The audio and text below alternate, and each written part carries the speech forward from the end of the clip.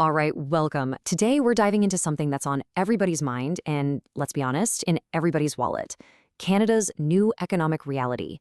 We're going to break down what's actually happening and, way more importantly, what you can do about it. Okay, let's get into it. So, have you had that moment you look at your bank account and you just wonder, where did it all go? It feels like your paycheck is the same, but your dollar, it just doesn't stretch as far as it used to.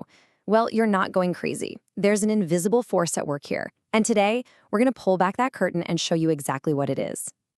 Okay, so first up, let's talk about where this really hits home. Because this isn't some abstract theory from an economics textbook, right? This is a daily thing. It shows up on your grocery bill, on your hydro bill, every time you fill up your car. And the way our source material puts it is just perfect. Inflation is kind of like gravity. You don't see it, but you absolutely feel its constant downward pull on your money. And the tough part is, it always hits the essentials first, which is why it can feel so, well, relentless. Now let's stop talking in concepts and put a real number on this. Take a good look at this figure, $576. So what does that actually mean for you and your family?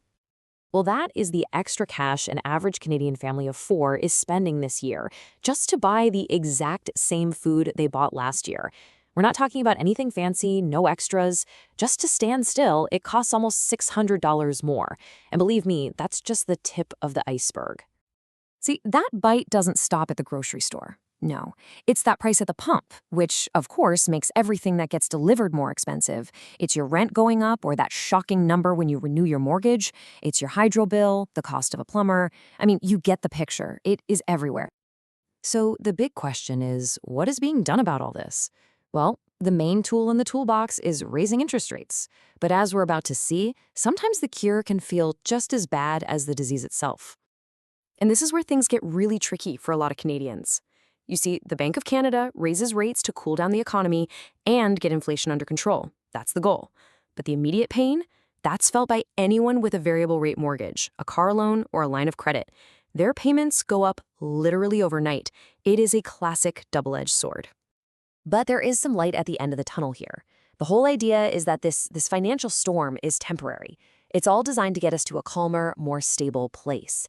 But the key words in that sentence, and you really got to hear this, are for those who prepare. Now, a storm like this, it doesn't hit everyone the same way. In fact, it can really widen the gap between different groups in our country. And one of the biggest divides we're seeing is between people who own their homes and people who rent. Just think about it for a second. If you have your money sitting in a savings account, inflation is literally eating away at its value, day after day. But if you own an asset, like a house, the value of that asset usually rises right along with inflation. It acts like a shield. And this is where that divide really cracks wide open. If you're a homeowner and you have a fixed-rate mortgage, you're in a pretty good spot. Your biggest monthly cost is locked in, but the value of your asset is going up. For renters and savers, though, it is the exact opposite story. Rents climb to cover rising costs, and all that cash you worked so hard to put away, well, it just buys less and less. Okay, enough about the problem. We've defined it, we've looked at the impact. Now for the most important part of this whole thing. Let's switch gears and build your proactive playbook so you can actually navigate this world.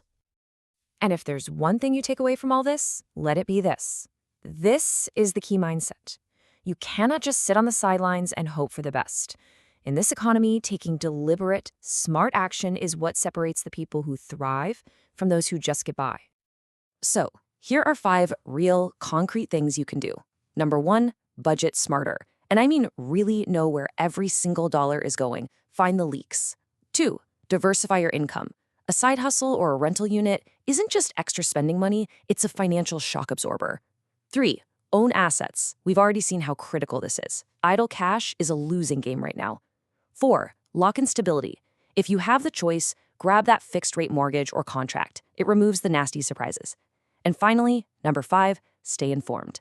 Those Bank of Canada announcements aren't just background noise anymore. They are a roadmap for your financial future. All right, let's pull out the crystal ball for a second. What does the new normal actually look like once this storm passes and things finally start to settle down?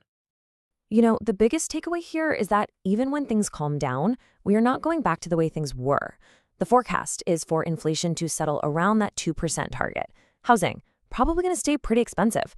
And interest rates, yeah, they'll come down, but that era of nearly free money, that's likely over for good. The landscape itself has changed. And that brings us to what is, really, the most empowering point of all. None of us can control global supply chains. We can't set central bank policy. But the one thing we have 100% control over is our own response, our own strategy, how we budget, how we invest, and the choices we make every single day. So I'm going to leave you with a question to chew on. The economic weather is definitely changing. The worst of the storm might be behind us, but the ground beneath our feet is different now. The old maps might not work anymore. So the real question is your strategy ready for this new world?